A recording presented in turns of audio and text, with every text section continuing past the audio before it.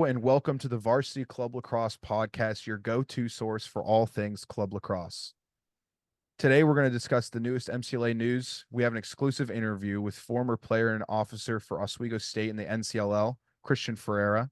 Then we're going to wrap it up with our live reaction to the OT thriller between number 6 Northeastern and unranked Utah. But before we get into all of that, we're going to talk about the MCLA news that's happened in the last week or so. And my man Boz is going to take us through the first thing we've got, which is the reverb get wrecked. Boz, let's hear it. Thank you so much, Sam.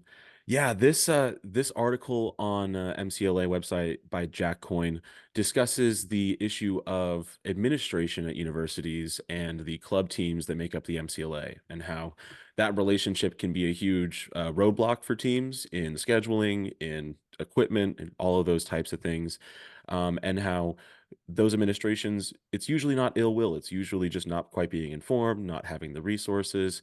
And so Coyne actually made the point in his article to say, if any administrators want to reach out to me to understand how better to support your team, please do so.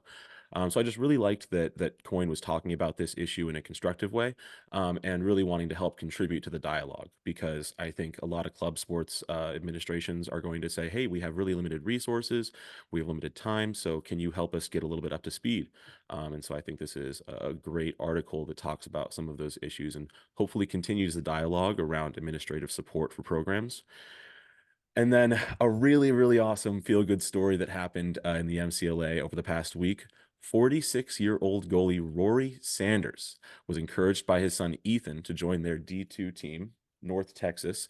He enrolled in the college previously, and Sanders helped his team secure an 16-8 win over UT Dallas with 8 saves and only 6 goals allowed, earning a 57% save percentage, which just goes to show you're never too old to play. That Dude, does that it for shit news. is so no, that shit is so sweet. Like I think that is one of the most unique stories that we have had in the MCLA. I do remember there was a guy from maybe Washington State when we played that was around 40 years old. They were saying he was like a dad and everything, which is just the funniest thing ever. I love that about club lacrosse. And also, for this guy, especially, I think that's a very unique scenario because I don't know if I could play lacrosse with my dad ever. I don't know if that's a thing I could do. Just because I wouldn't be able to listen, I'd be all over the place. But for his kids to want him to come and play, and I don't know if it's explained that he has any experience prior, or maybe he's just hopping in cage for the first time. But either way, I think it's just so beautiful and the perfect story for club lacrosse because that's the type of shit this is. And we'll talk to Christian about his experience, but all across club lacrosse is, these types of stories where it's, someone wants the opportunity to play and they have it. You just got to go out and find it. But damn, that shit is awesome. Yeah, super special. I think about me and my relationship with my dad on lacrosse, and if I were in Ethan's shoes, I for sure would have texted my dad saying, "Hey, did you just enroll? Because you better get on this team." So really, really special story out of this week's play. What about jumping into some rankings? Yeah, let's do it. Awesome. So the first one we wanted to start off with was South Carolina, which after an 0-2 weekend rises 8 spots in the MCLA rankings.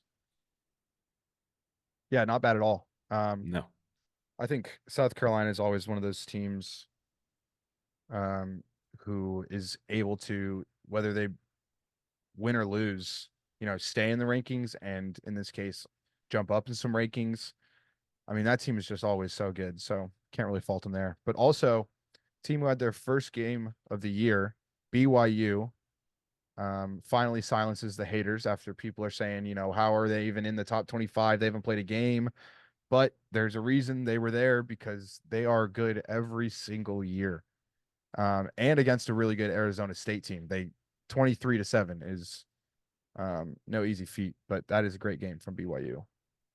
I feel like I have to mention before I mention the next score result. Felt like a little bit of misinformation saying an 0-2 weekend. Just a little bit of info about that. Those two teams they lost to, Virginia Tech and Liberty. So you can see why they would rise in the rankings even after losing to those two teams, especially because it was a great showing in both. Up next, we have Tennessee Currently, the perfect record, 6-0, ranks number 21, ready to meet expectations. And I would love to see. Um, I don't know the information of their history, but I would love to see if someone from Tennessee could let us know when the last time they were ranked, because I feel like since I've been in club lacrosse since 2018, I haven't seen Tennessee ranked. Maybe I'm wrong, but I would love to hear from somebody, give us some information. And I think one of the games of the week, definitely Georgia versus Auburn. Georgia being number 20 and number 22 Auburn. I think a great game. Definitely a prove it year for both of these teams. I said it earlier in one of the podcasts that, I think Georgia had a really good year last year, but kind of this year needs to have that consistency. So tough game for Georgia losing to Auburn, but I believe it was 8-7. So really good game. But also Georgia, who had taken a loss the prior weekend to Florida State in 18-8, I believe, which is not the best game. Great game for Florida State, but not for Georgia. So tough weekend for Georgia. It wasn't a tough weekend for Air Force. They continue to dominate as we transition to our D2 teams, and they strongly hold that number one position. Yeah, and definitely holding it for at least another week because number 2 Dayton loses in the season opener to Wake Forest. First game's always tough, but being the number 1 prior and recent champion, kind of tough to lose that first game, but they will definitely be looking to bounce back. And then just a testament to the competitiveness of the Division Two in the MCLA rankings, UNC Charlotte has a perfect record, but they did drop ranking in the rankings this past week just due to the competitiveness of those other teams and the performance they're showing. And one of those reasons is because St. Thomas maintains a perfect record, and I believe they're at 3. They are at 3, and they're 7-0, which is no easy feat. 7 games in, especially, and because I know they've played some good teams, and it hasn't just been a cakewalk. Final bit of news from D2, Grand Valley State rises to number 5 in the rankings, also undefeated, but with only 2 wins under their belt for the season so far.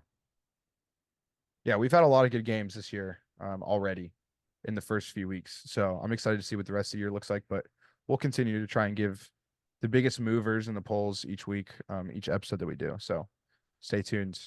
But that wraps it up for our MCLA news segment. This next one is going to be our interview with Christian Ferrara. So I hope you guys enjoy. Here with us now to talk about the who, what, where, and whys of the NCLL, talk about his time as a player and officer for Oswego State, and the possible beef with a Twitter account. Here's Christian Ferrara. Christian, how are you doing today? Doing good, Boz. How you doing? Oh, I know that's Sam. God damn it. We're getting there. We're just starting. We're All right, getting we're getting good. to know each That's other. Boz is the one. Okay, yeah, Boz is the U.S. hat. All right, we're good. Yep. You're all right. Easy. All right. All you got to look at is the hats.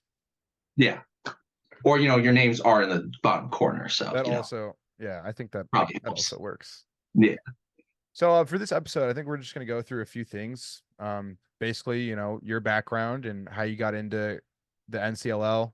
Talk about, what the NCLL really is and what are some differences between that and the MCLA. And then we're going to get into this possible Twitter beef scenario, which I'm interested to hear about. So, welcome on, and we're glad to have you, Christian. It's good to be on the podcast, boys. We're gonna have a lot of fun today. I sure hope so. Yeah. And yeah, just starting off, I feel like we kind of ask our guests the same questions every time. The first one, it's kind of just where are you from? How'd you get into lacrosse, and especially club lacrosse? So I'm originally from Manlius, New York. It's a suburb about 20 minutes away from Syracuse University. Reason I got started in lacrosse because my brother started playing it. So naturally, any sport that he had to play, I also had to play. And being from Manlius, we have a team called FM, and they're usually one of the best teams in the state every year. The problem is, about 20 minutes down the road is the greatest high school lacrosse program in the country in West Genesee. They have like 20 state titles or like 1,000 wins or something crazy. So very much Yankees and Red Sox. So, but when I was growing up, it was always beat West Genny, beat West Genny. It doesn't matter. I'd never heard of a state title till like 7th or 8th grade when our team made it, because when I was growing up, it was just beat West Genny. So raised in that environment, I had a lot of fun. part of the reason why that's also part of the reason why I started in the NCLL, being from FM, where you have a great team every year. My entire dream, my two dreams growing up were to win 4 national titles at Syracuse University, which that got nixed pretty quickly. Then also win a sectional title because you're in the same class section as West Gen. You don't win too many of those, so that was my goal. So I remember once we did that, I really didn't want to play Division III. I've achieved my 2 goals in lacrosse. I don't really want to get up and practice 5-6 days a week or do 5K runs at 6 in the morning at a Division III school. Especially when I was looking at schools, I wasn't even looking at lacrosse. I was looking at academics. Literally, pretty much one of the main reasons I came to Oswego is they were the only one that offered my major at the time. The other 4 schools that were closest to me would have been Temple and Philly, Columbia, and like NYU. And I'm not smart enough to get in any of those 2 schools. And I'm a big New York sports fan. So if I went down to Philadelphia, Pennsylvania, I'd probably end up in a pine box. So honestly, the NCLL was perfect for me because I'm like, hey, I still want to play lacrosse. Like, I want to get in the field because, I rode the bench for 4 years. I played close defense, and we had 4 Division I D pools on our team just at close defense. So never sniffed the field once in high school except for like freshman year. And it was a big reality check. I remember my first practice, one guy showed up late, and we were doing line drills, and he had his stick in one hand, and he had a natty light in the other hand. I'm like, wow, I guess this is the league I play in now. So it was quite the culture shock. And it turns out that guy was our former president. So that's kind of how I got into the NCL. I just wanted to play lacrosse. I didn't want to. I'm a sore loser. I like to compete, but like I want to focus on like school and making money first versus, busting my butt and my health for a Division III team. So that was kind of my main reason. Well, I feel like a lot of people can relate to that because club lacrosse is for a lot of people who want that big school atmosphere or the academics or the football team, whatever it may be. It's almost like lacrosse is that second part of it. But in that process, lacrosse becomes a huge part of your life. Yeah. So I think a lot of people get that. And I think that's what is so beautiful about club lacrosse is that it gives you that opportunity to go and, focus on those things that you might not be able to do if you're, again, playing NCAA sport where you got to commit a lot of your time to, playing lacrosse and doing those runs. I mean, even for me at Oregon, we had to wake up. There was a year, my sophomore year, where we couldn't get field spaces because they were rebuilding the track field right next to us. So it took away some of our rec fields.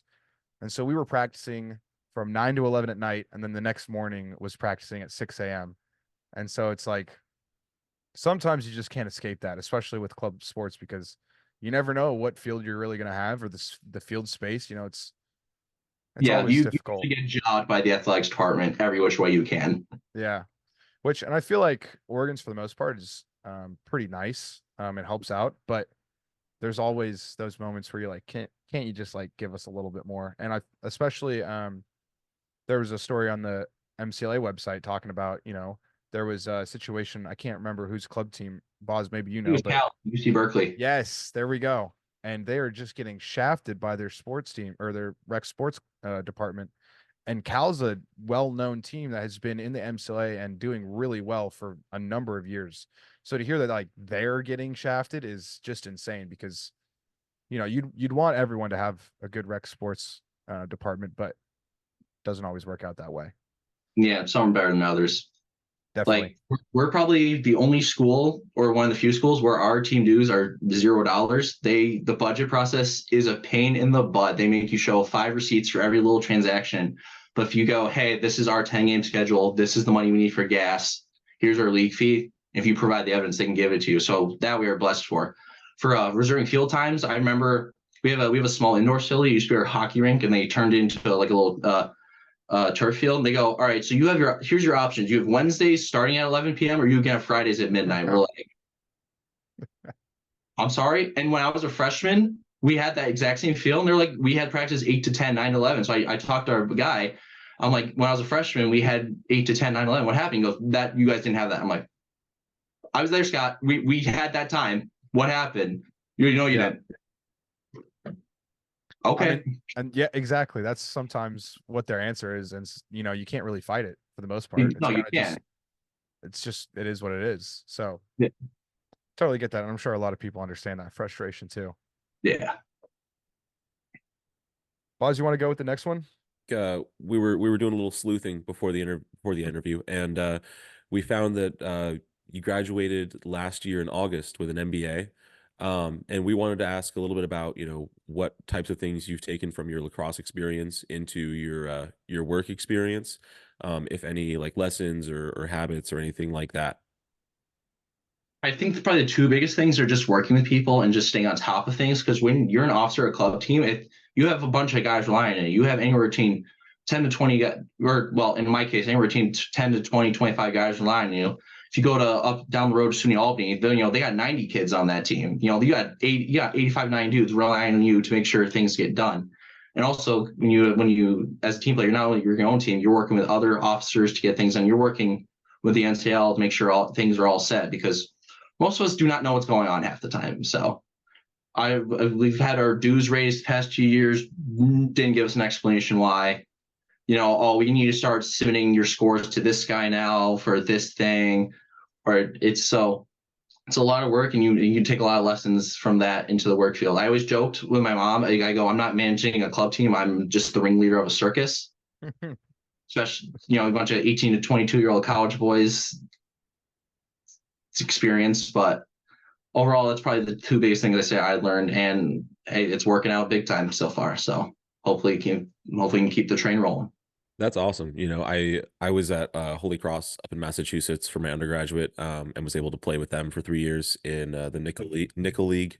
And I totally agree that those officers are in just a huge leadership role and facilitating role for the rest of the players' experiences, which really is the most important thing. Whether win loss, it's getting out on the field with your teammates, getting that practice time and that game time, and even just traveling to games is some of the most fun experiences you can have. I just finished traveling with the Ducks from up in Washington, and that time that you get with teammates is just sometime you can't get back. So the work that officers do to make sure that happens is huge, and often it can be pretty difficult when you've got administrations that aren't super interested in making sure the experience is great. And one thing that I feel like that connects to is the ability or lack of ability for a club team to work with alumni from that club team. And now that you are an alumni, what would you hope to get from like that team now that you're not really an active member, but you still want to help support them and watch them and that types of things? What are some of your thoughts about that now that you've moved on to community member supporting the team, if you have any? I mean, honestly, considering most of our stuff is pretty much paid for, the only kid us pay anything out of pockets for our optional uniform. The best way that any alumni can give back is just give their time. If they want to, hey, stay maybe in Oswego for a little bit, be an assistant coach or head coach or just whatever, help kids drive to games, even though that's no longer allowed. But that's a story for later. But our situation is a little weird, especially at our level. Like the MCLA is such completely different ball game. You guys, I'm jealous how organized you guys are. Like we'll get into that later, but you guys are well organized. You got roster eligibility, you got teams got to check GPAs. Like your league has a lot more structure, and it's blossomed because of it. There's a reason when people talk about other options for Division One, what do they normally say? They'll say Division Two, they'll say Division Three, they'll say the MCLA. NCLL pretty much never gets mentioned. Great Lakes never gets mentioned. That new NCL Sixes league that's starting, that's still in its infancy, which that's actually an interesting option, because especially as enrollment's currently declining, sixes might be the future for a lot of smaller schools, especially because it's all short sticks. If you have a long pole, you just take the buzzsaw and you just chop it in half, and you're good to go. You don't need as many guys. I mean, none of us are in shape, so we'd probably our lungs would be dead by the game ends. But hey, a lacrosse game's a lacrosse game. So Yep, that's All right. great. Oh, sorry, Sam, I just had one more question. Yeah, go for it. Because you brought up the sort of the differences between NCLL teams, and I was curious if from your experience there was a huge difference between schools that have like an NCAA D3 team or a D1 team and also an NCLL team versus um, schools, and I'm not even sure if this exists, but schools that are just existing in the NCLL as a club organization without that varsity program as sort of like the main show at the university. Yeah, well, I know the main rule for the longest time that wasn't repealed like 2 years ago for the MCLA was if you have an NCAA team, you could not have an MCLA team. So pretty much most, if not all, of the NCLL teams have either a Division III, Division II, or Division I varsity team, and that can be really interesting because I'll tell you right now, the NCLL it's the Wild West. There's pretty much no eligibility. Nobody checks anything. Like if your alumni comes to town, hey, can I join the car ride? 9 times out of 10, they can go. Oswego's never done this in all my 4 years or any years before that. Legal disclaimer, just want to know, never happened. Because most of our alumni tend to leave Oswego. Oswego, New York is not the nicest place in the world. Once they're gone, they're out. But there's teams admitted using high schoolers. If we're going to Albany, some kid, there was one team where like the kid was from Albany and they went to Albany, so he brought like half his high school buddies, and like they all had completely different colors, and like they had all their high school gear on, and they show up and the refs are like, whatever, let's just play the game. So it's a lot of fun. It can be a pain in the butt sometimes because some teams you look at them, it's like they have like 10 guys from their varsity team who either quit or cut, or sometimes they're not, they're still active, which I'm not going to get into that. That's only allegations. But I remember we played Clarkson. They had like 10 guys that all had matching varsity things, and they quit. But like we lost that game 15-1 because Clarkson's D3 team's a top 25 team, generally speaking, every year. So if you take even the reserves on that team and the quitters, they're still really good. And then I remember in 2020, one of the coldest takes I ever had, we were scheduling in 2022, and we were trying to talk to Ithaca College about getting a game, and they would take like 2 weeks to answer us. We're like, all right, screw this. Ithaca used to be one of the best teams in the NCL. They have like 5 conference championships. They were like preseason ranked number 3. I was like, you know what? Let's screw these guys. Let's go play Union. They're a brand new team. They're probably not going to be very good. Little did I know that half their team were kids who had quit the varsity team for the previous year. They went 13-0, won the national title, and I'm pretty sure their varsity team made the national title game, lost to RIT that year. So I was like, well, isn't that great? That's why do I say things? So, and things can change from year to year. And, you can have one team be really good one year. I talk about Clarkson. They just lost to Lemoyne, who with us was not very good team last year. And, what's up with that? And the NCLL is also it's a lot less, like effort. So like if guys have, if their girlfriend comes up from their college for a weekend and they say, I'm not going, it's kind of like, all right, yeah, fine, whatever. Or, I got a group project I do. It's like, all right, go have fun with that. So you never know who's going to show up on any given day. One team like us, we might have, the same 20 guys the entire year. And then there's other teams where it's like 1 week they have, 12 dudes and they're getting their butts kicked. And then the next week they got 25 guys, 5 of them are probably alumni, and then they go out and they go curb stomp somebody. So it's like I said, it's the Wild West. I personally enjoy it, but there are definitely some faults in the system because, like, from what I can tell, MCLA dues are far higher because you guys get like coach bus. You guys fly to some games. We've never left New York State. The furthest we've ever gone is like 3-hour drive to Albany. That's it. So the dues are a lot less. The commitment's a lot less, and I think that's what we want. I think that's probably the whole purpose of the NCLL is, hey, I don't want to spend $2,000 on team dues for club lacrosse, but I still want to play it. Maybe go to this school. Like we had a kid on our team. He just transferred to the Syracuse club team. His dues were like $600, but he got a locker room, 2 brand new shiny chrome SL with mesh jerseys. Like that's a lot more reasonable than say, $1,000, $2,000. I'm sure Oregon dues were probably $3,000 or $4,000 a year. Meanwhile, you got to get 0. And we like it. There's definitely some flaws in this, but we enjoy it for the most part. And if you've ironed out those kinks, it's a great league. Yeah, I agree. And, it definitely, the purpose, I feel like the purpose is for the ability to play the game, not at, an NCAA level. And so I guess I'm curious if you feel like that's sort of a central issue for the league that needs to be addressed, the idea of not knowing what the team is going to look like that you're going up against week to week, eligibility, and like that flexibility of the roster. Do you feel like that takes away from someone's experience of just being able to continue playing the game after high school? Or do you think that's just sort of something you got to take with the environment?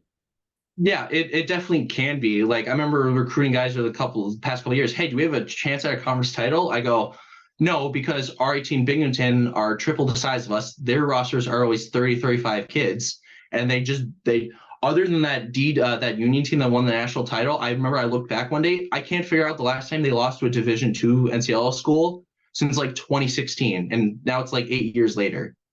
So there's been a big push from like me and some of the other schools in our conference to say like, hey, these schools are bigger than us. They've kicked our butts for years. What's going on? Why are these teams still here? Because if you think about it, there's no incentive for them to leave. Like, why would you move up a division and have to play like Maryland, Syracuse, all those good teams when you can go beat up on teams like St. Bonaventure, Lemoyne, us who have like 6,000 kids. Like Bonaventure, I think Lemoyne have like 3,000 kids, and meanwhile they got 20,000 kids at that school. So I think that's probably my biggest gripe with it. But you can always just not schedule those teams and just be like, hey, let's just go out there and play lacrosse. Especially because like in our league, we've had a kid on our team, never played a day in his life.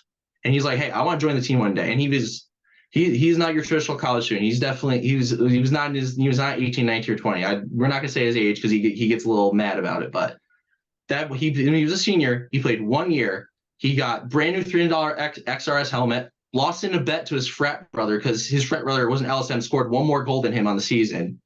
But he had the time of his life. And he was in his mid to late 20s. It was his 1 year, and he had the time of his life. So when he went to grad school, he went to Hofstra, and he kept playing there, and he's still sort of somewhat playing to this day. And I think that's probably the most beautiful thing about our league is that MCLA school, you're not going to put that kid on your team. You're going to cut him. Like he has no chance. But like in our league, that kid has an opportunity to play lacrosse, and he enjoys it, and he's probably going to have his kids play it, and that's probably the best way to grow the game is have a guy play it, and he passes on to his kids because there's going to be more kids than him, I'm assuming.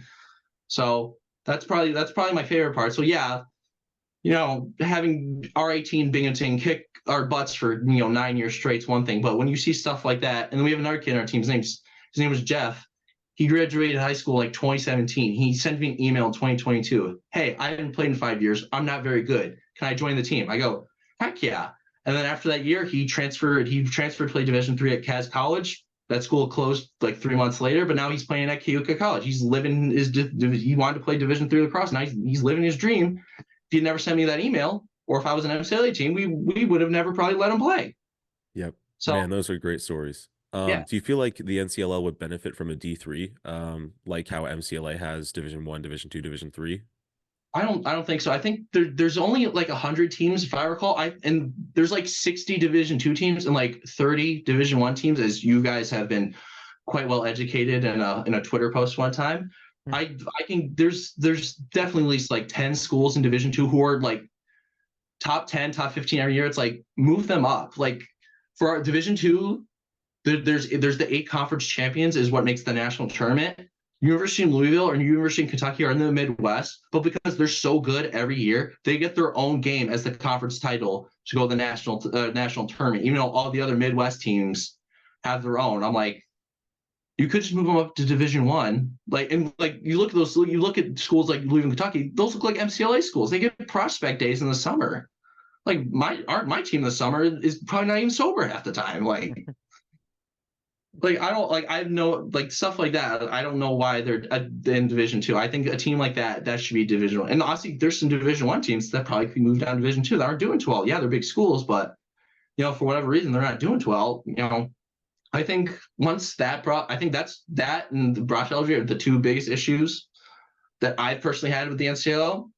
And I think if those two issues were solved, it'd be a fantastic league. It's a great league right now, but it could be a fantastic league, and you could have so many more teams because it's supposed to be low budget. Like we're not spending all this money, and it allows kids like Jeff and my buddy, who's up there in age to live out their lacrosse dreams. Yeah, and I think even the MCLA has the problem with, I think the conversation between D1, D2, and D3 is like, what are the rules? Like there has to be some type of, structure to what teams can go where, because, I think there's the same conversation in D2 and D3 where it's like these teams are way better than, this competition that they're playing, but they're going to stay in this league so that they can keep going to the national tournament and, getting deep and, possibly winning a championship. And I think there's been that conversation, every single year There's a Twitter account that does club lacrosse as well, and every year they're like, well, what's the qualifications for being in any of these leagues or these conferences, and I think it's kind of the same thing where it's kind of just like you're going to go join whatever league you want to join. And sometimes it's, possibly the school attendance thing, I think is a big issue because there are some huge schools in D2 and D3 that, have that ability to get a bunch of kids to go and play, even if they're not the greatest athletes. It's nice to have bigger rosters because you have more kids that want to play lacrosse or, whatever the case is. So, I kind of think in that aspect, it's hard because you're going to get that everywhere you go. You're going to have teams that people are going to complain about, whatnot. And sometimes, they can just stay in that league forever, which will bring up some conversations. But yeah, I kind of agree with that. And the big schools are getting bigger, and in the smaller schools are getting smaller. Like the next couple of years, they're projecting like what, at least 100 like small liberal arts New England colleges are going to close. Like that's crazy. You see these places like Penn State, Ohio State, or even like Florida State. They just keep getting bigger and bigger and bigger, and so that gap is going to get worse and worse. And then it's going to get to the point where it's like, well, if we know we can't win, what's the point of playing? Then all of a sudden that smaller program folds, and it's like, well, you just lost a team. I haven't even thought of that. That is actually very tough. Yeah. So I kind of want to get into, we've talked about it a little bit, but what the differences between the MCLA and the NCLL really are, like what are kind of, you think, the major differences and what separates the two leagues? I think it's organization structure. Mm-hmm. We've been talking about the past 20 minutes. I call this the Wild Wild West. I think they might ID, like you might have to show a student ID at the national tournament. I would know because my team never gets there because I'm stuck in the same division as Binghamton RIT, which the schools are triple our size. But I remember seeing an article a year or 2 years ago where it was like, I think it was Arizona State. They played a full season and then they found out one kid wasn't ineligible and they're like, no, you're done. Like forfeit everything. I'm like, that would never happen in our league. And I think just, I think part of it is they kind of want like us to like be leaders and like learn things, but like at the same time, like you need to kind of put your foot down and not be like so like I wish they'd be a little bit more involved in like there's some things they need to back off on and there's other things they need to like really get involved in. And I think that's the biggest difference. I think that's the biggest difference, just how things are ran. And both leagues can prosper in their own thing. Like what the NCL doesn't need to replace the MCLA, and the MCLA doesn't need to replace the NCL. And they don't need to act like each other. Like you can let the MCLA be like the super uber duper competitive. I'm putting $1,000 a year's money into this, and then the NCL can be, hey, we're still trying to win. We just don't want to spend that money. Like that. That's not a bad thing. That's probably a really good thing because I played enough club lacrosse growing up. This sport was already an expensive, rich white kid sport as it is. You throw in all these travel teams, it's that probably doesn't help either. And that which makes something like the NCL even more important because you have so many of these kids now who quit travel lacrosse growing up and then they come to us and it's like, no, we don't want to play. We hate the sport. We don't like our coaches. And then every once in a while you get the one kid who wants to retry it, but I think the leagues have two different purposes, and if you start trying to imitate the other one, that's not good for either side. But that's my personal view of it. I'm sure the NCL like disagree and say we're the MCLA, our schools are super competitive. I mean, NCL schools do beat MCLA schools sometimes. There was one where they beat like Marywood, who's Division II MCLA, but I'm like, didn't that team just start up? Like that's not the best comparison in the world. But they've had things where like Penn State will play Pitt's club team. That's that's Division I versus Division I. That's a good battle. Yeah, I really like that. I think what makes the MCLA like do so well is that organization and structure. Honestly, I think it's how every single team has a group of officers and then their coaches, and they're all, I'm sure you guys are as well, but working hand in hand. But there are those administrators who are really pushing for,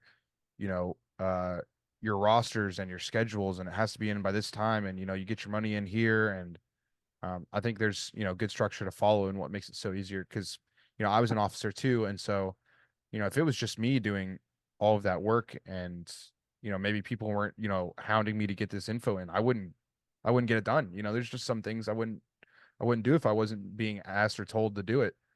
Um, so I kind of get that aspect of it, but I also understand how, it's nice not having to worry about a lot of that stuff. And, you just focus on, can I field a season, that's Yeah. kind of all you got to do. And sounds a lot easier than what we're doing, but it's basically for the same purpose. So, Yeah. and Not for me. I was pretty much the only officer for 2 years. Like there was yeah, technically 3 or 4 of us named, but I did 95% of the work most of the yeah. time. So Yeah, no, I'm also in that boat. I think my officers helped a lot, but they each had their own like category. So if it yeah, didn't my fall in officers their didn't do very much. yeah, if it didn't fall in their category, it was coming Yeah. to me. So I get Yeah. that. And not very fun, when it's only you. It's a lot of Well, if work. you knew what you had to do most of the time. Yeah. Yeah, my favorite was we were trying to schedule for the 21-22 season, and like a lot the only resource that we had was the NCL wiki page that was like at least 5 years out of date, or it's like 3 years out of date, because there was like teams I knew did not exist for like 3 years. And so our scheduling deadline is usually February 1st, and then teams start scheduling like December for the most part. The NCL would send out a team directory like the week before the deadline. And I was like, guys, that would have been really useful in December. Yeah. Like, I know it takes you a while to like get the full doc out, but if you send us one that's half full, like December 1st, that would have saved me a lot of time. Because I remember I had to text our president, Jamie Neal. I'm like, does this team exist? Does this team exist? Does this team exist? What do you know about this team? Like, I didn't know. I mean, to be fair, sometimes they didn't know because they try to reach out and you get nothing. So I can't blame too much on that one. But I'm like, I mean, I would have appreciated. Thankfully, pretty much every team in our league except for Lemoyne had an Instagram that year. So as long as you just knew the Instagram, but like we'd find Instagrams of some of the other teams, and we're like, this team might exist. Let's like shoot them a message, or they'd be private. It's like, I hope they accept my follow request and we can schedule a game. I think Boz and I were talking a little bit about this before, but we were trying to find information on your team and your league and everything, and it was honestly pretty tough to find the information that we were, looking for, honestly, for any information. Why do you think that's such a hard process to go through? And do you think it's just people not caring or nobody's really saying like, do this? It's just kind of how it is. I will say that the past, not necessarily that first year I was officer, but the past like this year and last year, there has been more of a push to get those numbers updated. And at the end of the day, the NCL can say whatever they want. That's mostly kind of on the officers. Like they rely on the officers to even like submit the scores to whoever. So I personally think that might be an officer issue, but like at the same time, like I've said, this is a much more low key league. Like I think personally that kids should have to send it in, but I know not every team is going to follow that. And frankly, as far as I can tell, there's not really any repercussions for not submitting the score. Like I remember Oswego is a big Division One club hockey school. Like we get kids. I think they start recruiting kids from junior B. We just won a conference title. I think I remember reading some of their guidelines. If you don't play the American national anthem before the game, they get like $150 fine. Which that's on the other side. That's a bit too extreme for my opinion. But like if you that's an issue that I like, and I think you need to do something if schools aren't, because it's not that I can understand like individual stats, that's hard to do because you usually need a stats person for that. So it's hard to get a volunteer. But the final score is the final score. You can just write that down on a piece of paper, like just write, hey, Oswego, 10, other school 8, and then you just take a photo of that and you can submit. That takes 5 minutes. That's not that hard to do. But like I said, it's a league where we pretty much do whatever we want, and that's cool and it's not cool. And I think there could be room for improvement on that front. Because I think it's good. I like looking up other teams and being like, hey, what's the score? Because beforehand, I'd have to dive through 15 different Instagrams, maybe find up if they posted about it from a month ago, whatever it was. I think having a good central source for all that data, it's public to anyone 24/7, is a great idea. Yeah, I agree. That is really nice. Just having even Varsity Club Lacrosse start doing that on Twitter. But also, you can go to the MCLA website and and find those scores, which is really helpful because you're like, especially if you're playing that team in a couple weeks or whatever it may be, you kind of want to know what that competition was looking like. That does kind of make it a little bit more difficult to know, what type of team you're going to play the next time you play. So I get Yeah, that. like first week 2022 season, if I had known better and checked Union's Instagram, I would have seen that they beat Ithaca 15-1. And I went, oh shit. If that wasn't there, I would have never known that I was I scheduled a team, my team against the best team in the country. Now, would I've still done it? Yes, because we played, I think, 10 games that year, and the only three teams we didn't play in our all New York State upstate New York that year were Cornell, Syracuse, and Ithaca. We played every other school. So it's not like if we didn't schedule Union, we'd have too many other options. But like stuff like that helps you prepare, because the week before you're like, hey, we're playing the number one team in the nation. We need to kind of like show up, or because especially in the NCLL, especially in New York, we tend to do double headers to save right time and money and gas and all that stuff. So it's like, hey, let's really ball out in this first game. Let's give it our best. That way, we at least come home with one win, because that other game we're probably not going to win. And we did not beat Union that day. That was a fun day, because I'm not a religious person in the slightest, and I didn't realize that we scheduled that game on Easter weekend. And so like a third of my team is missing. But luckily for me, when we played Albany, that I talk about their 90-man roster, they had like 2/3 of their team missing. They had like 25, maybe 30 kids on that bench, which is insane for them, because next year they came to us, they had 60, and Union's 20 minutes away from University of Albany. And we beat them, and that was our first ever win against a Division I NCL opponent in school history. So, and it was absolutely pouring out. I remember we went to the one Hooters in upstate New York after both games, and I'm sitting there, I'm shivering. I put my jacket on the floor, and after a minute, it looks like somebody put a monsoon just in the middle of the floor. Like all these Hooters waiters girls looking at me like I'm an idiot. I was like, oh, this is great for myself. I feel great right now. But we won that first game, and then we had to play Union, and we're like, okay, we just won this first game. Let's just go have fun. Who cares? A third of our team's missing. It was 7-0 at halftime. We were losing, obviously. And then we were like, hey, for shits and giggles, we had this one kid on our team who like played a lot of box growing up. When we're clearing the ball, let's just throw the ball to him, because he's going to win every 1v3 ground battle, because he's just a junkyard dog, because he's played box, especially in upstate New York. A lot of the natives. I've got to show you guys the photo after this. My entire arm, I'm a defender, so I'm used to cross-checking people. I played 2 boxing one day. My entire arm was purple. I'm a defender. That's normally what an attackman looks like. And I'm like, a box against the Native Americans is very fun, but I'm getting off track. We just kept clearing the ball to him. I think we lost the game 9-5, 9-6, and that's the number one team in the nation.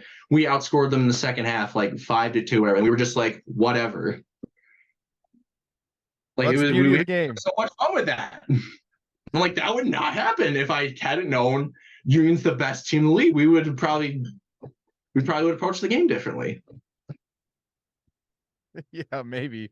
But also it's that element of surprise, you go in just thinking, let's just go play some lacrosse, and some things go your way. And, a 9-6 loss to the number one team is not the worst thing in the world. I don't think it was 9-6. I'm pretty sure it was either 9-5 or 9. I'm going to, let's say 9-6 Sure. just for whatever. But I mean, an L's at the end of the day. So, those are building blocks. You can use that to talk about it the next game. Be like, we just lost by 3 to the number one team. We can. Well, that was our last season. Well, either or, for the next season, whatever it may be. But next year, guys, good progress. Exactly. Yeah. All right, so I kind of want to transition into this kind of unknown topic. I've been told a little bit about the situation, but there has kind of been, and I'm not here to get you in trouble. We're just spreading the word here. But VCL has been getting into some. Yeah, right. And VCL has been getting into some Twitter beef a decent amount recently. There's been some good club lacrosse banter going back and forth. But I kind of want to just see your situation, because there's been word between NCLL and MCLA Twitters, or Varsity Club Lacrosse NCLL Twitter, talking about copying and to stay away from the NCLL because they're not doing a good job and whatnot. I just want to see, if you've had any experience like that and what that kind of looked like with the NCL Twitter, Instagram person specifically. We don't have to name any names or anything, but just kind of want to see what you think. I mean, personally, how long have you guys been covering the MCLA for? Like what, 2, 3 years, maybe If that more? I'm one sure. to two, probably. Never heard a complaint from any MCLA team about you guys. So personally, and we've talked about this. If I was an officer, I didn't have enough information. There's no way you guys had enough information. I think if you guys were given the proper information or all the information you need, you guys could do a fantastic job. Now, the Division I rankings are NCL are actually very important. So that's actually what determines like the national tournament. It's not like Division II where there's conference titles. Like for Division I NCL, the national tournament, it's 16 teams do like a first round, and then the top 8 teams who win those games go to the national tournament. And I think this year it's in Maryland. So I can understand why if those rankings are not accurate, because those are the actually important rankings. Division II rankings not important in the slightest. They don't, because our things is you have to like finish top 4 in your conference. That comes down to division games. Rankings aside, if I go 3-7, but I go 3-0 in conference play, I'm probably going to make the conference title. And who cares about our sub 500 record? We made the conference tournament. We could still go win a national title. So whereas Division I, those regular season games matter a heck of a lot more. So I can maybe stand on that, but you guys do a great job. You guys have been growing the game for an MCLA. And I think I think a partnership would be beneficial for everybody, for media trying to cover both leagues, administrators, players certainly talk about it. I can tell you personally that you guys do have supporters from NCLL teams. I'm sure you probably have some detractors too. I'm not sure who they are. They're probably probably the Division I teams because they need to care about that a lot more. But I think personally, you guys do a great job. There's other teams who are, I would say, confused about the beef / reactions, because I think at the end of the day, I don't think any of us are trying to damper each other or like bring each other down. I think we're all trying to do, I think, what we think is best for the league, and I think there's just a difference in opinion who thinks what's best for the league. But in my personal opinion, I think you guys are great. You guys provide a lot of coverage, and I would love to see a Varsity Club Lacrosse story about Oswego State winning a Empire Conference title one day. It'll probably take 15 years, but that's besides the point. But you guys do a lot of great work. Don't you guys write for Lax All Stars, and that's like one of the bigger like lacrosse media websites? Like, so you've got like the Quint Kesnick podcast, and like one of you guys are writing. Like, that's crazy. You don't join that by being a bad journalist or be a bad sports coverage guy. You guys do a great job. I think with some help, you guys could be amazing. But that's my opinion. Obviously, you guys have a lot more dog in that fight than I do. So that's not really my beef, so to say. Ours either, because Boz and I tell people like we're not affiliated with Varsity Club Lacrosse. Like we just do the podcast for them, and like those are other guys. Like we just do this on a whim. We don't even talk to them about it. They don't really talk to us about most things, and so it's funny because just from my perspective, it's these guys are out here trying to started with MCLA, but has spread to, they have a women's account now. They try and do the NCLL and GLL. They do the NCL. They're trying to just expand their range to every community that they can help, what feels like. But I can understand how, they're just taking things that they see. And again, this is a hard league to get a lot of information a hold of. So they're kind of just going off of whatever. And, to cover for them, it's like they're just like doing what they think. It's not like, because I've gotten, the Ducks got taken out of their ranking last week, and I got a few texts like what the fuck are they doing? Like they really took Oregon out. Like, don't they know this can affect the pollsters? And I'm like, to be fair, this is just their picks. And also, if a pollster is taking their ranking and going off of that, then they're an idiot. Like you'd go off of your own thing.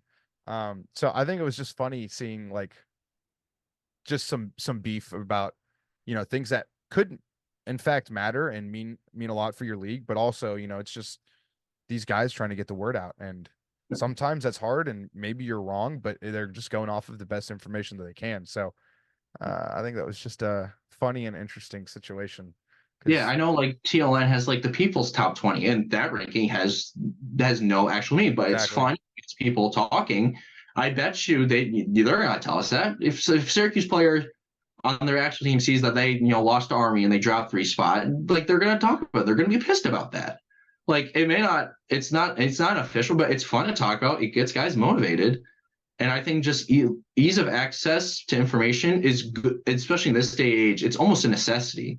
Like if you're just withholding information just for no real particular reason, welcome to the modern age. Like ease of access is kind of like the whole point of like how the internet exists and works and stuff. But I think if you guys were given everything that you need to do, you give your polls out, we wouldn't have this problem because it doesn't need to be taken seriously. Well, at least by the administrators, the players could take it seriously, and the players, they might get mad about that, and then maybe they might upset a team that they normally wouldn't have because the official poll says something different, and that creates more storylines, and that gives more things for the NCLL to cover.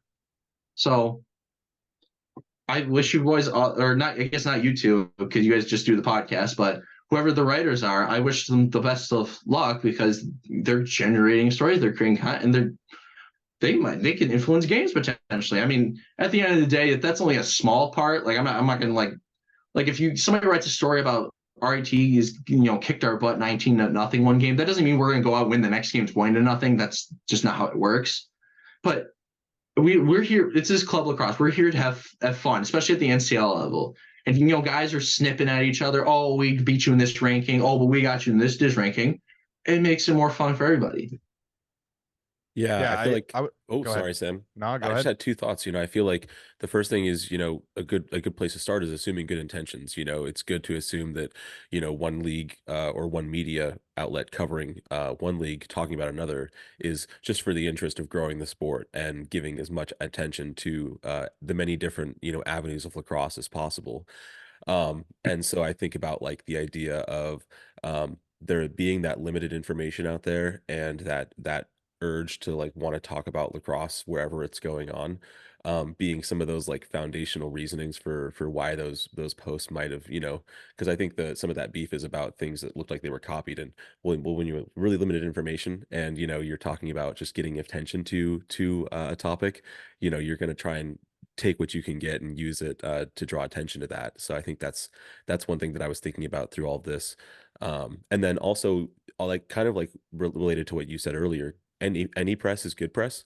So even something that generates some controversy or stirs up some Twitter beef is essentially once you've moved past like the if there's any feelings hurt or anything, then it's good because it's controversy, it's attention, and it's people talking about the sport and talking about your experience. So I feel like you're right in that sense too. Yeah, it brings attention to our league, and more attention to our league, more players might join, more players playing lacrosse. I think if our president genuinely doesn't want more teams in his league, I personally disagree with that. I think having as many teams as possible is great because I think even like 4 or 5 years ago, I think the wiki said there was 150 teams, 125 teams. So to lose that many teams in such a span it's pretty remarkable. Part of that is factors way out of their control, but at the end of the day, we want more kids playing lacrosse. And if you have more media talking about, like, there's a reason the PLL replaced the MLL. The MLL, I'd never watched the MLL growing up. I was never an MLL fan. To this day, I'm not really a PLL fan because I didn't watch pro lacrosse growing up. I stick to my Syracuse team that can't get over the hump since 2009. But if they see, especially if they see MCLA, NCLL leagues they can actually play in, that creates more. You got more kids playing lacrosse.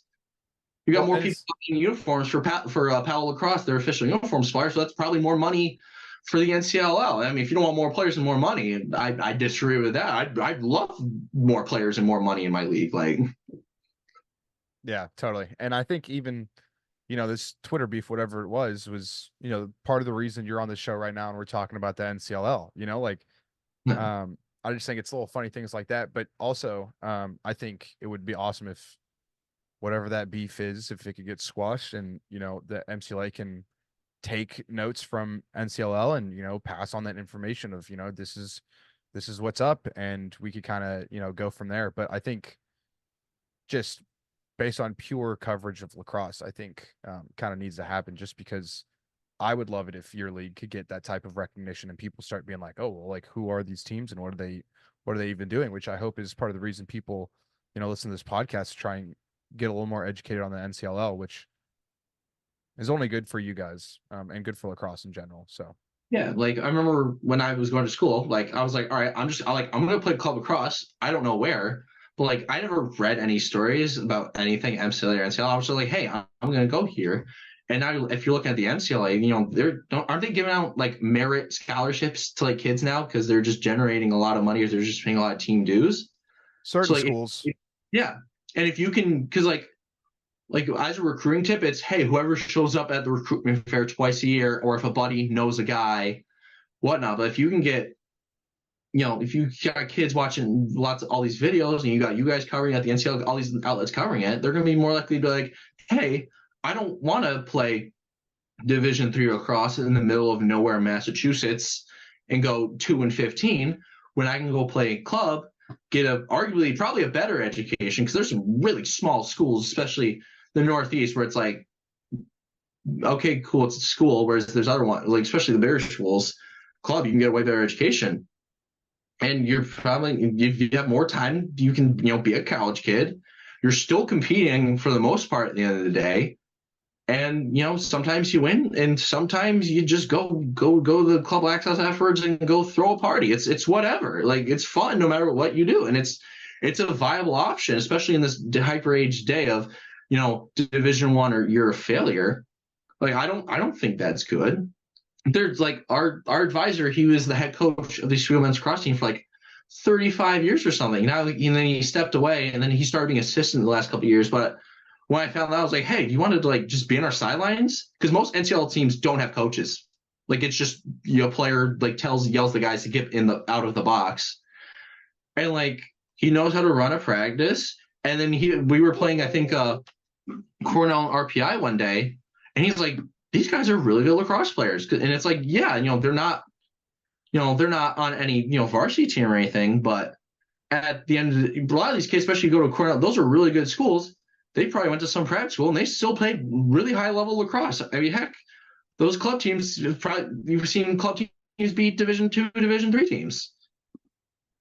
Like, it's a viable option, whether, if you want to be super ultra or if you still want to be kind of and maybe like, hey, I don't want to spend this much money. And the way you grow that is by doing these rankings for fun, playing, working with others to, figure this stuff out, and, having actual eligibility checks and punishments if teams like don't follow the rules. But that's just my bad. I forgot to plug in my laptop, so I just got the low battery notification. So we don't want to actually drop out, but. Yeah, I think it's all about the little things, honestly. Yeah. It makes shit go well. Yeah. Yes. Like, it's a great league, but it could be a fantastic league, and it has some flaws. There's nothing wrong with that.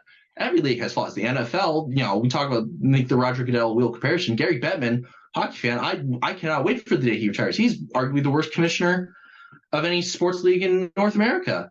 I mean, Adam Silver's probably the only good commissioner of all the pro sports. MLS is having. They've had a lot of expansion. They've had some problems. Roger Manfred in baseballs. I'm not a big baseball fan, but I know that's the Dodgers are just doing money laundering. If you're deferring like $500 million over the next like 30 years, like, it can't wait for Bobby Bonilla Day to be replaced with Shohei Ohtani Day until I'm 80 years old. Like, no league is perfect, but you should always. My goal is always, strive to have. My main purpose. Like, I want to leave things better than when I stepped into it. One of my first things that I learned my first year, not as an officer, just as a member, there was a photo of us. We screwed SUNY Brockport one day. It was a home game. There was like 35 of us. Next practice, there's 20 kids, and then next away game, there's 15. I was like, enough of that. Like, that was one of my main things. I'm like, I'm not gonna have that crap anymore. So I started taking attendance, which was like taboo for pretty much any team. And I got laughed at behind my back, and I was like, I knew that was gonna happen, but like, I don't want these kids on my team who show up to the 2 home game, like 3-4 home games every year, and then they never showed anything else. Like, no, get out of here. Like, no. And I guess to my credit and to everybody else's credit, because they followed the attendance rules they could have just ignored me. We could have been the main minutes. But that year, we somehow averaged more kids at away games than we did home games. I did the math. I think we had like 25, 26 kids at each way game. We only had like 21, 22. I was like, how the hell did I do that? I mean, we still had like 12 kids at practice, but but like the fact I did that, I was like, that's great. Like that was really good. And it was working really well last year until we had a lot of, when we played Albany, they broke 4 of our sticks. One kid got his shoulder dislocated, and it's possibly career ending because it's been like he's dislocated the shoulder like 5 or 6 times. And a whole bunch of other, personal stuff in their lives. Like I remember we had 20, because we don't have team dues. Usually if a kid buys a uniform, they're booked. Like they're usually on the team. We had 28 kids buy a uniform. I think the first game we had 21, 22 people, and we just got whittled down as the season went on. We had like maybe 12 kids. And we're still recovering from it. For behind the scenes people, this podcast was originally supposed to start at 4 p.m. And the reason we moved it to 5 p.m. to start is because we just had our first practice of the entire semester after having like 3 last semester where we had like 5 kids.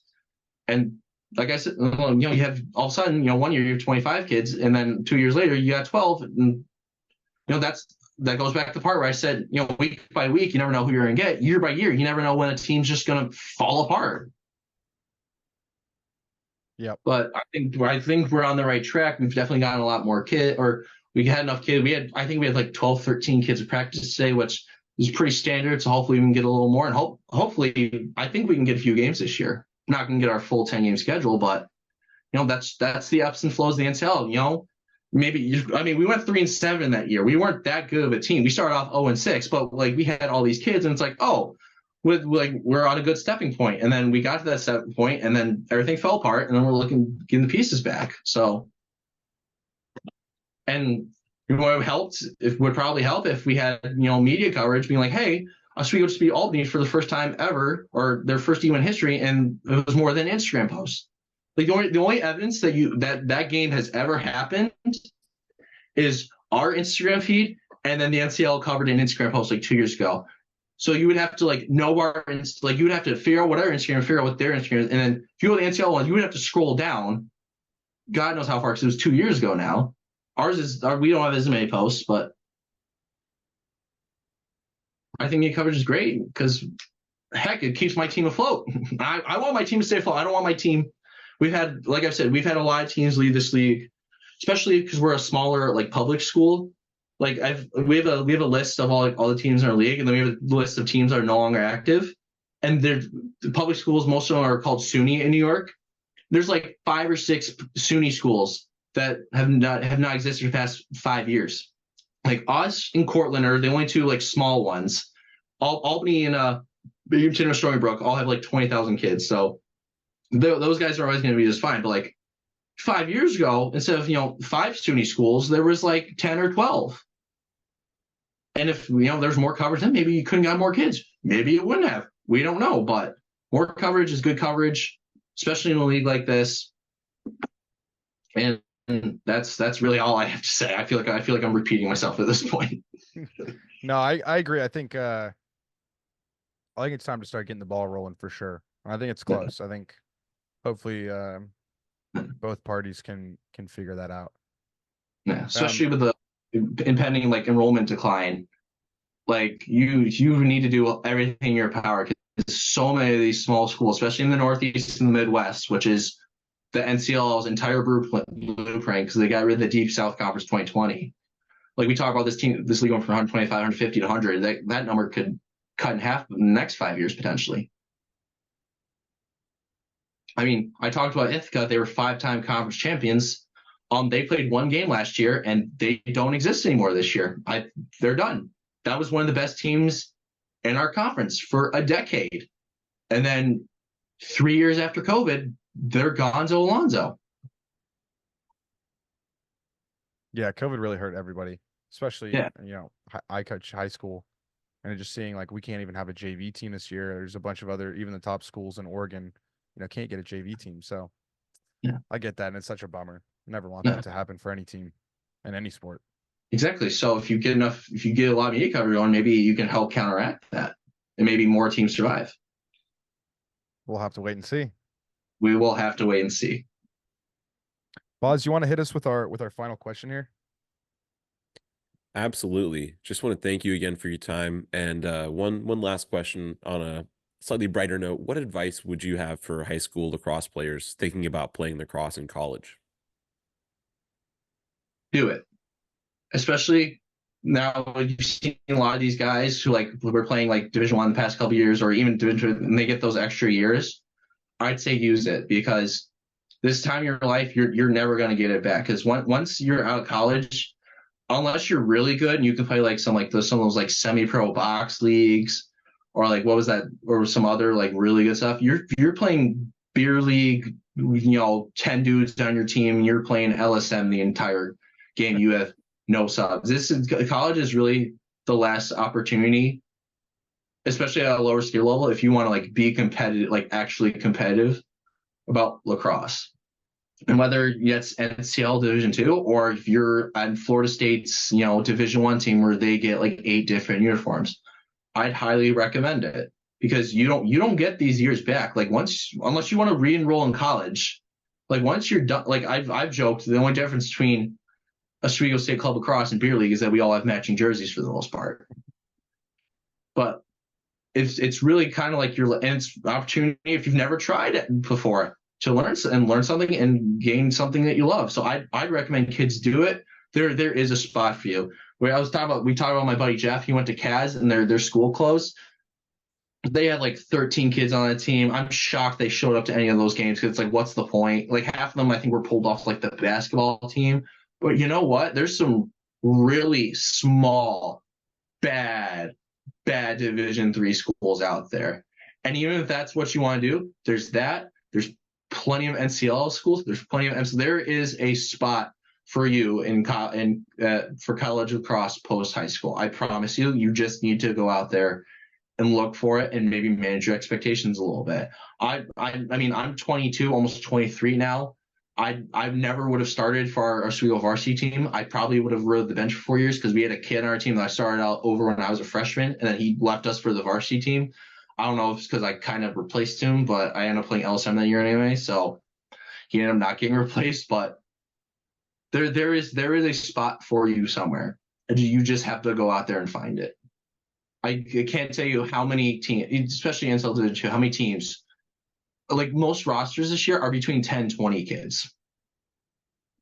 And I went to a Class A high school in New York where anything under 30 was like, where did the team go? I promise, any high school, especially if you're a New York State kid, you should come to Oswego, because we got indoor facilities and 0 team dues. Mind if I do a little bit of advertising? Play one Go of the ahead, best you gotta do it. in the entire league.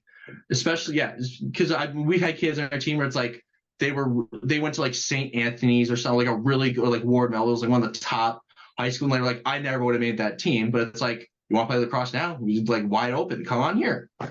Remember, hey, I played on this really bad high school team. I was a starter. Can I play here and maybe get a better chance of succeeding? And well, maybe not our school, but other schools, yeah, you do get that opportunity.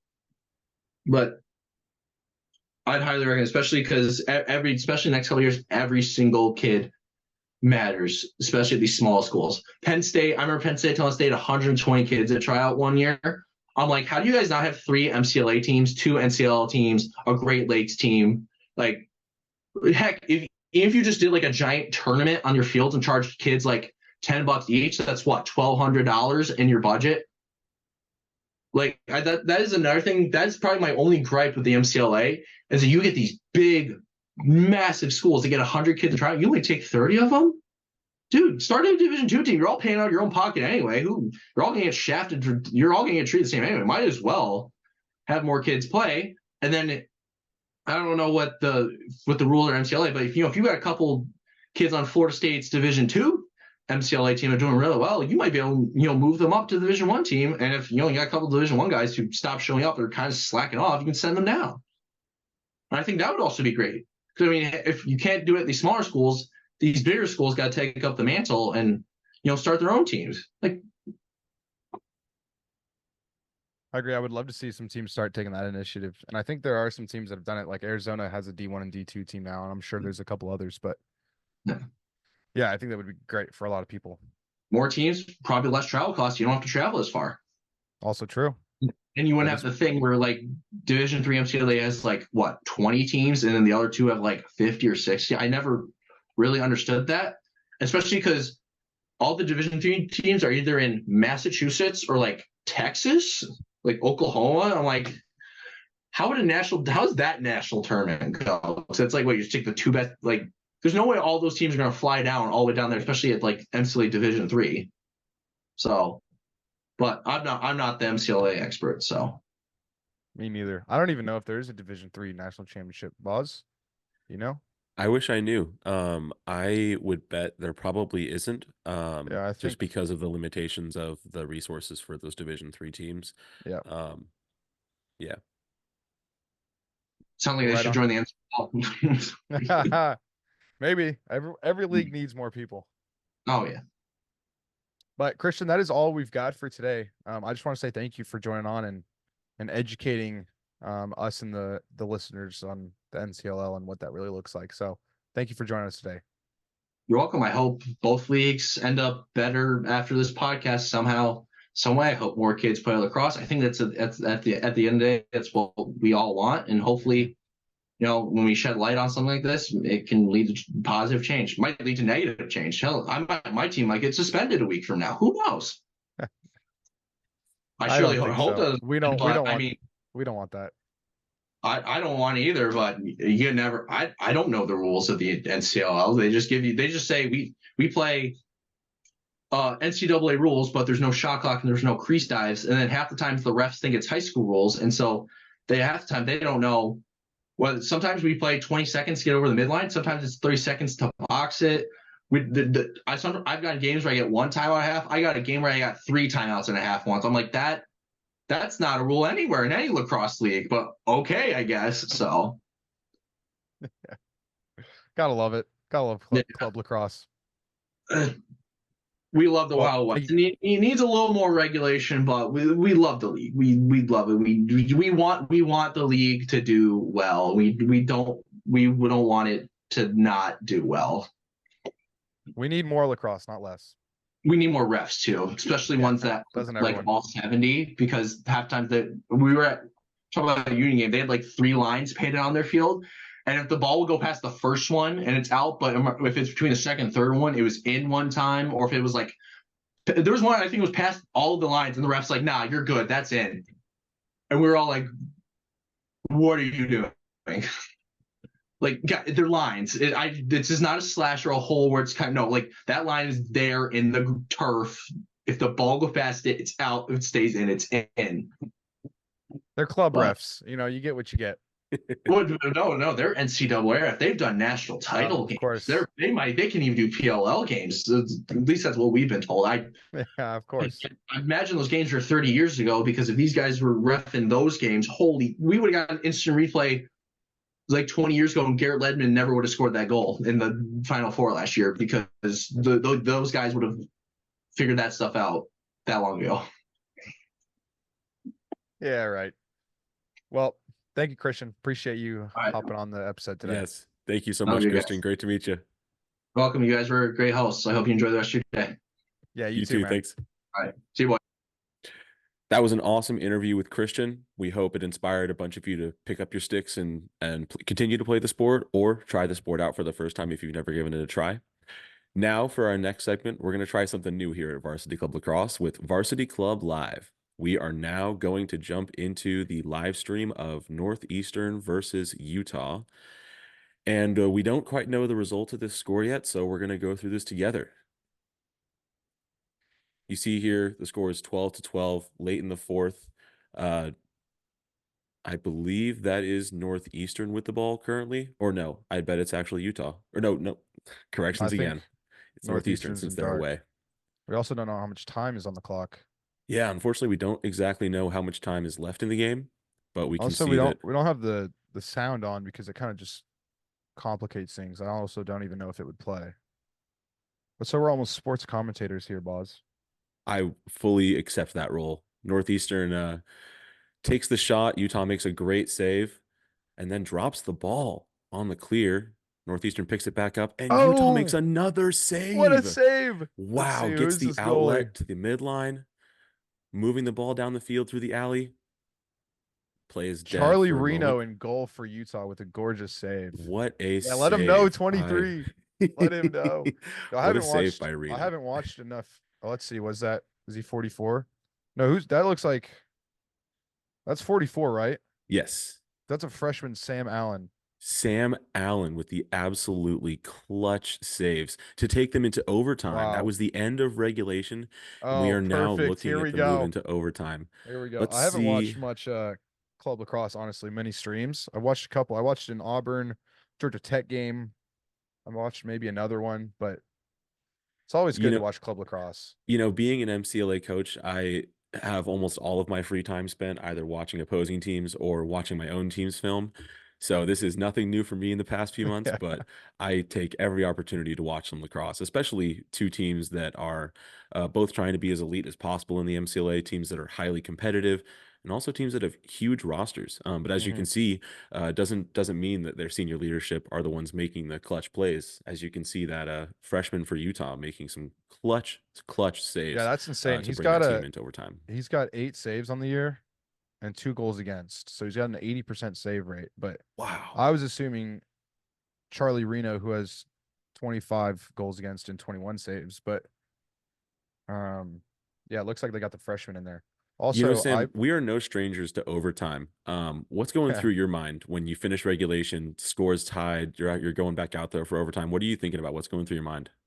first initial thought, please win the faceoff, go score the ball. And then if it's Please. not that, holy shit, get your act together because yeah, I know you're alluding to our 4 OT loss in our conference championship a couple years ago to Boise State. That shit still haunts me. That is insane.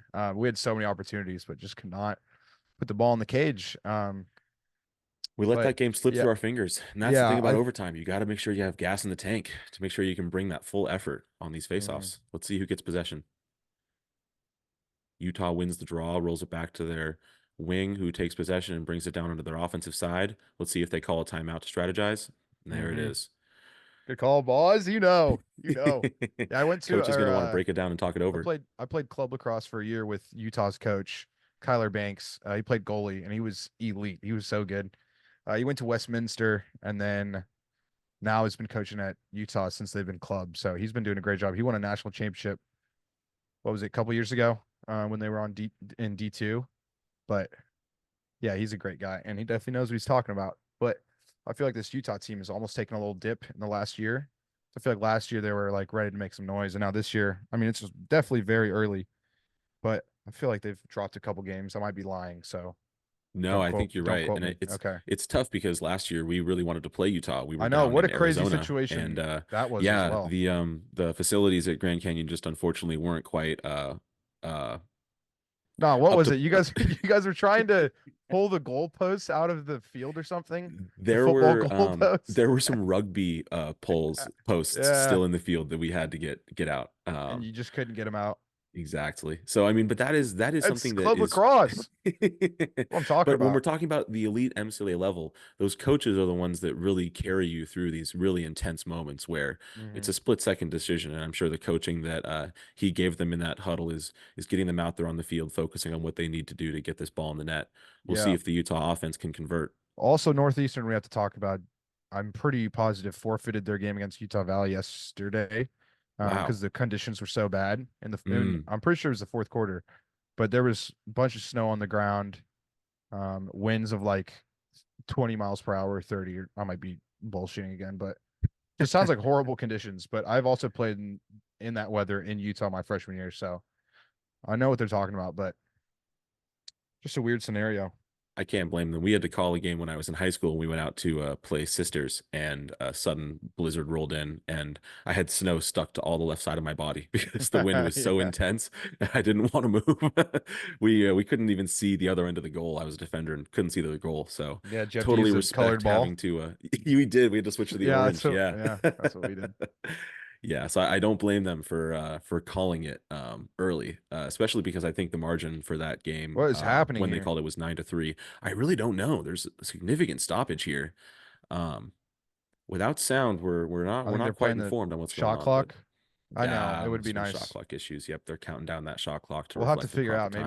Maybe we can actually do sound and have actual commentators commentate, but not us. But you're doing a good job. I'm just here for comedic relief.